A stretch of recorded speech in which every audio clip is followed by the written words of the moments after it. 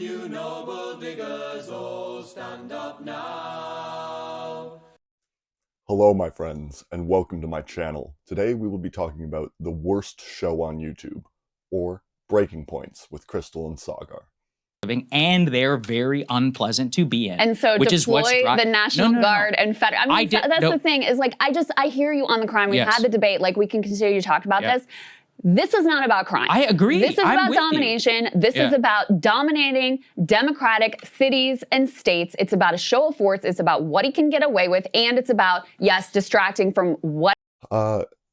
If you've followed this channel before and have heard me talk about how you should argue with Nazis, you will know that because of my education that I have a strategy in place to argue with Nazis, right? Commanded to me by the ancients, by the people who beat the Nazis the last time.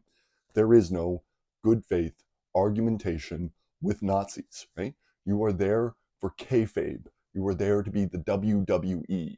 You give them the chair. You jump from the top rope, right? You clothesline them in the middle of the ring.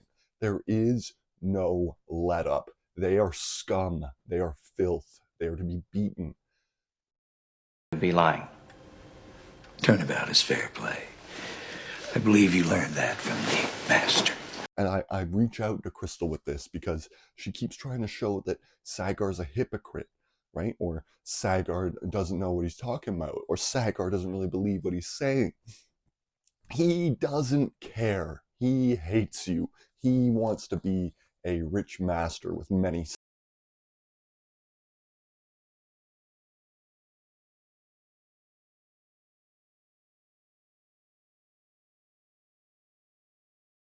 I don't want to do left on left violence. I think Crystal is a semi-literate moron, but I am going to reserve most of my ire for Saagar.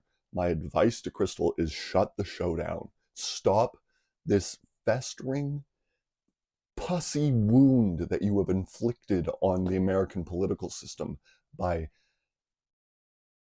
enabling, by legitimating Saagar's filth. You have done damage to the Republic. Anyways, Saagar though, he's easily dealt with. If you remember my Nick Fuentes video, you'll remember I said, you kick them down their own racial totem pole, right? That was easy with a gay Hispanic like Fuentes, but I don't know how I'll manage with an Indian like Saagar, right?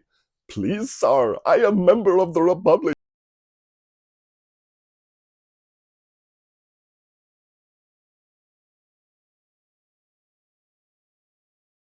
Me a break. You're going to be a white supremacist, Saagar, and that is the point that you hammer home, right? That what are you doing, Saagar? That's not your side. They don't like you, right? And you got to bring up the examples all the time, right? Does he not feel like this Vivek Ramaswamy clip I'm about to play? I too am a fan of yours. I'm going to make a point of disagreeing with you so that it will be fun. You are so bright and articulate, and I guess I can call you articulate since you're not an American black. Can't say that about them. That's derogatory.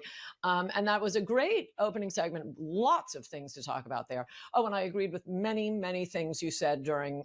In fact, probably more than most other candidates when you were running for president. But I still would not have voted for you because you're an Indian. We'll get back to that. But Saagar gets the better of Crystal all the time, right? And especially when there is any contentious news in the moment, right? They pretend they're frustrated and he lies and he sits there and he just smiles and lies to her face. When the George Floyd protests, when he was like, posse comitatus, what's that, right? And then when Trump did his insurrection on Jan 6, he was like, oh, a dictator might be okay, fuck democracy, right?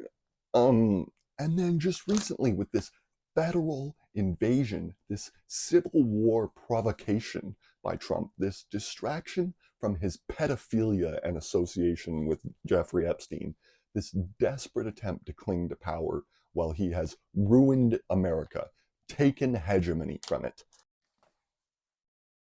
Yeah, and the whole time Crystal is just like, oh, I don't know, and it came really close there. We might not be able to continue the show. He lies to you. He hates you. He is so rude to you, and you play within the rules of liberal argumentation with him, right? That's so not enough, right? Here is how I would threaten Saagar. You have to imply, right? You have to make it clear to him that his place on the racial totem pole of white supremacy is near the bottom, right? And if you want to play that game, we can play that game. Fascists are trying to provoke. Nazis are trying to provoke. They want a war of extermination, right? That's what they provoked last time.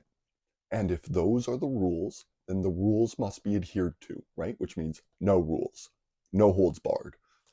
And so for Saagar, I want him to think, right? He seems to understand. He's not totally stupid like Vivek or Kash Patel and other Indian Uncle Toms like him, right? He sees that the hogs that make up the administration are not capable of doing the job, that these 100 IQ morons like Pam Bondi and Bongino and Lutnick, they can't do it. They can't run the world. It's too complicated for those stupid bitches, right? And so he is not all in. He's worried. He sees the future pretty clearly that the Republicans have lost this. They've blown it. They didn't have the skill to be able to run this machine. But he still wants to play footsie with this right-wing Republican thing. I tell him, right, governance is it's a very hallucinatory thing, a very imaginary thing.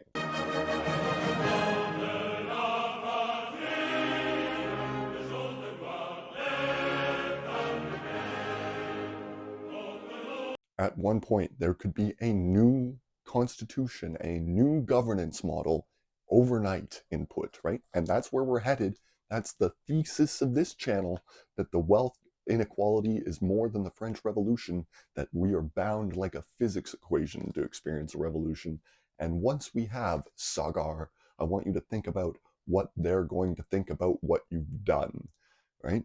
And I think you're a traitor. I think you're a traitor to the Republic. And more than that, you're a traitor without the protections of the white supremacist class, right? Who will lift a finger for you in your defense in this new world? Who will cry over you?